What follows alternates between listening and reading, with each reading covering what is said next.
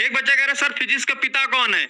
Physics का पिता बच्चा न्यूटन को कहा जाता है। उससे सबसे पहले अगर कोई फिजिक्स के बारे में जाना तो वो कौन जाना? उन्होंने बताया अरस्तु ने, अरिस्टोटले उनको इंग्लिश में कहा जाता है। तो अरिस्टोटले ने सबसे पहले बताया कि पृथ्वी के बाहर भी और भी ग्रह हैं और एक सौर मंडल है जिस पर सूर्य है, उसके आगे मंदाकिनियां हैं, मंदाकिनियों के बाद एक ब्रह्मांड आता है, आकाश गंगाएं आती हैं।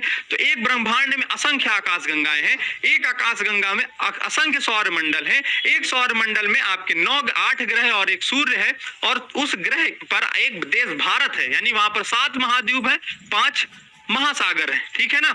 और उस एक 7 महाद्वीप में एक द्वीप है, क्या है? एशिया।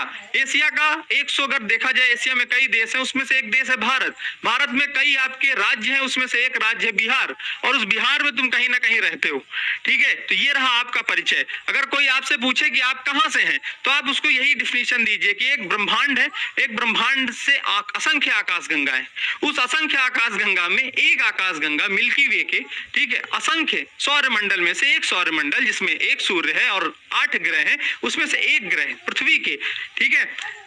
कई 7 महाद्वीप, 5 महासागर में से और 142 देशों में से एक देश भारत है। उस भारत के अगर हम देखा जाए तो 38-39 राज्य हैं।